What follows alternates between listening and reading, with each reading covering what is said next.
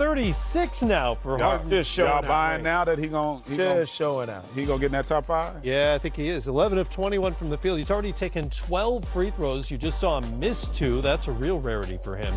And the Rockets trail by 5. Should have 38. 63 to 58. That's exactly right. If my math is correct, yeah. Carry the 1.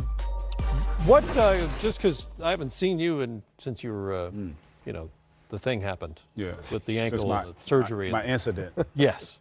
Well, what is most remarkable to you about this stretch that Harden is on right now? Wow.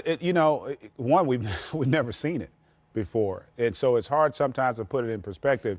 When you look at the roster right now, not having Chris Paul, no Capella, Gordon, and they're winning with it.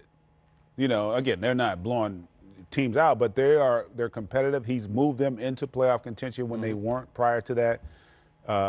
It's remarkable. And you've heard other people say that. Like, to me, I think he's the best offensive player, complete offensive player I've seen in this era. When you factor in how great a passer he is, he's I'd argue he's one of the 4 best passers in the game in terms of his vision. And it's not always about your assists. It's about your ability to make all the passes and see all the passes. He can do that on top of his uncanny ability to score it. And he's doing this at a time where you are completely loaded to him.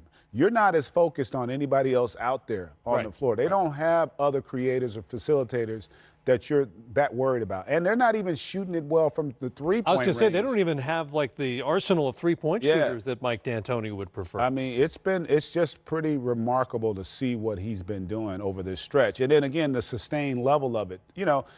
Guys can go 4 or 5 games, 10 games. Right. When you start getting up to 30. He's at 21 in a row for 30 points now. That's just crazy.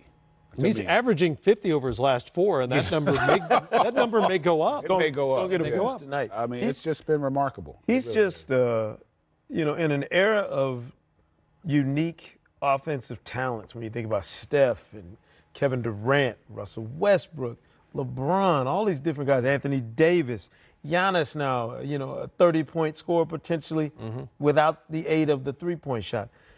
Somehow he sticks out in that crowd, which is really remarkable.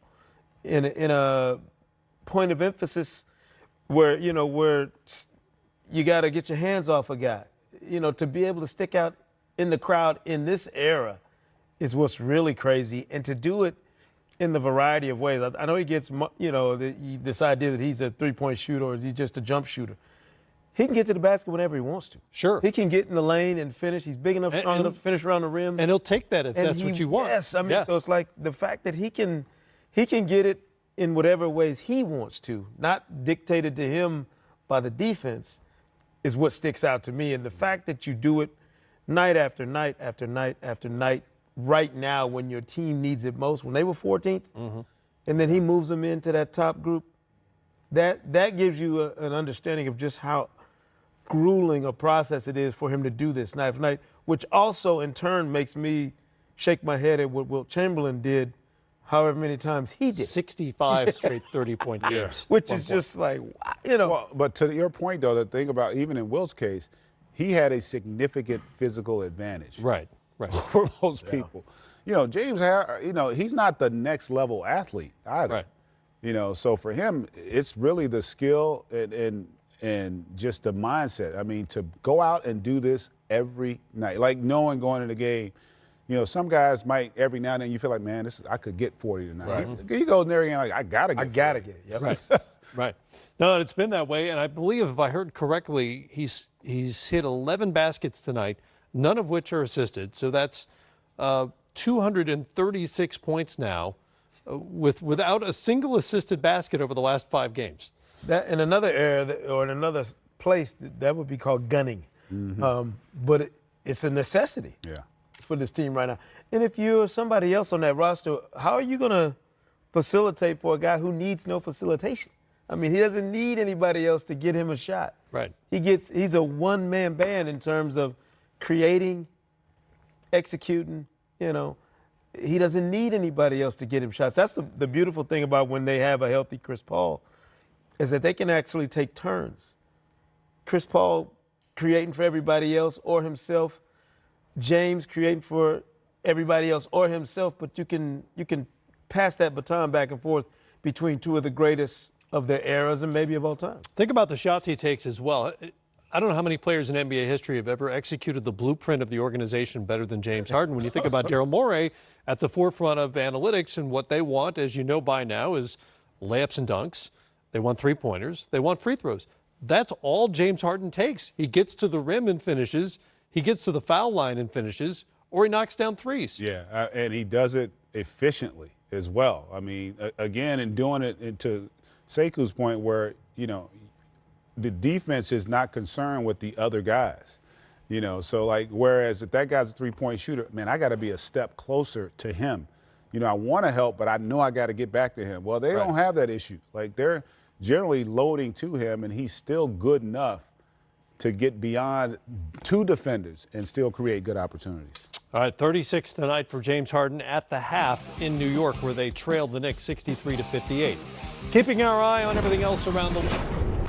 Shaquille O'Neal was an unstoppable force in the NBA the moment he stepped onto the court.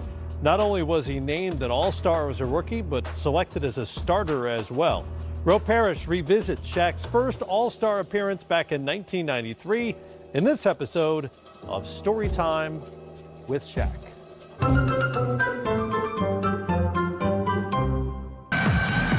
At center is the first rookie to start in an All-Star game since 1985. Standing over 7 feet tall and weighing 300 pounds, he plays well beyond his 20 years. You know him simply as the Shaq.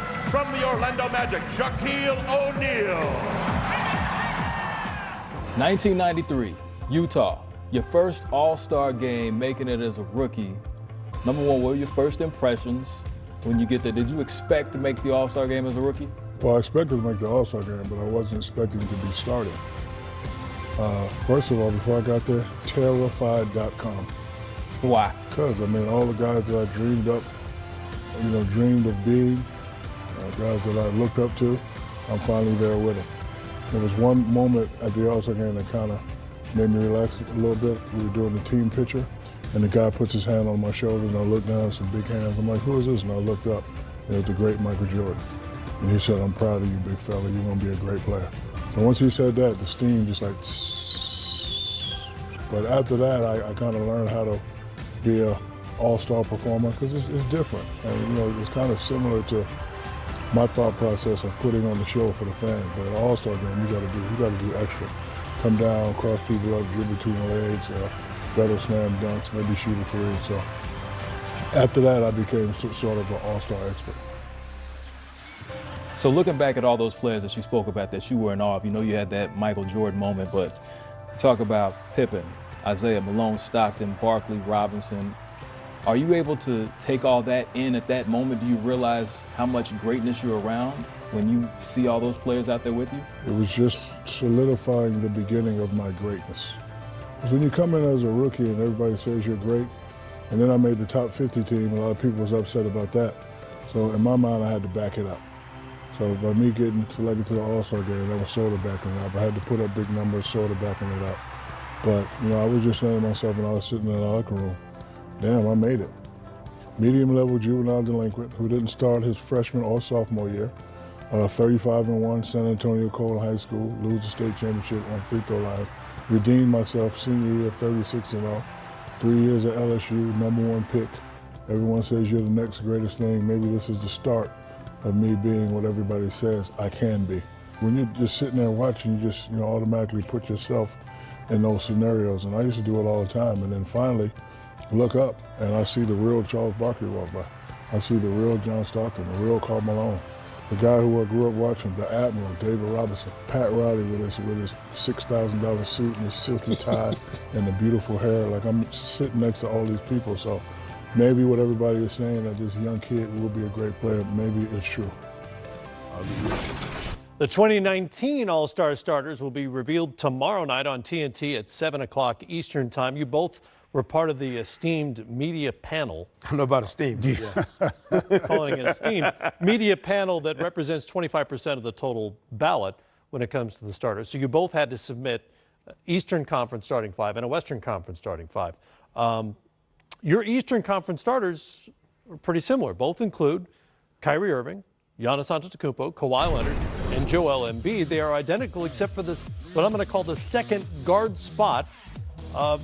Kemba Walker for Greg. Sekou, you've got Bradley Beal. This being a TV segment, you're now obliged to argue about it. I mean, listen, I think both those guys are worthy. I just looked at and weighed heavier the work Bradley Beal has done since John Wall went down.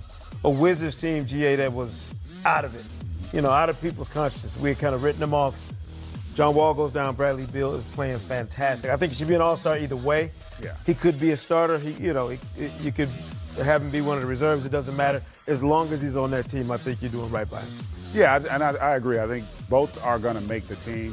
I went with Kemba. One, he's been great from the start of the season. And two, as of today, they're a playoff team. Right. You know, and so to me, I do think, because their stats are actually very similar. But I just think, ultimately you want to reward success, too, in winning. So that's why, for me, I ended up going with Kemba.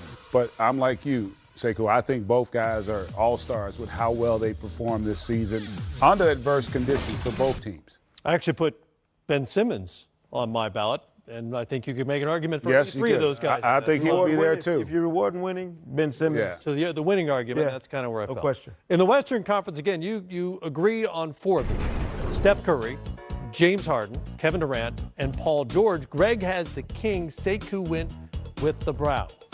Yeah, I just looked at the fact, again, it goes back to before LeBron went down, they were a 4 seed. With that same team, in essence, that we saw from a season ago. And his numbers had been off the charts again. And in Anthony Davis, as much as I love him, again, he's going to be an all-star. I just thought overall the fact that the team success just hasn't been there. That was the one area where I had an issue. And the interesting thing for me, the guy that probably is more deserving based on team success is Jokic. Yeah. Because Jokic has been incredible this year. So, again, he's definitely going to be on the team. For sure. But I think, again, part of this is who do you want to see as well when you talk about the starters. And so I ultimately went with LeBron. Yeah, and if Anthony Davis was any less of an unbelievable, freak of nature in this league, it would be easier to leave him off something like this. I just figured when you look at his body of work, independent of the context of the Pelicans' struggles this season, he's always up here on that next level of the handful of guys in the league who can do what he does on a regular basis. Hard to leave him off, but of course, people will say, well, why are you penalizing LeBron for missing games when you didn't penalize Steph Curry for the same thing? Yeah, Sekou. Why are you doing that? So there is a part of me that kind of scratches my head and says, do you knock LeBron for being out? Is it a recency bias because he's been out lately? Because nobody's going to have a Western Conference All-Star starting five without LeBron James.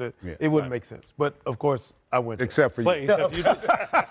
And yet you did it anyway. I know. Didn't you? I figured somebody had to shake There it. you go. I'm with you on AD, though. I mean, some guys, the numbers, the talent is just so overwhelming, you almost overlook. Shout out to the Paul George, though, for playing his way onto that list. Man, He's been awfully good this year for the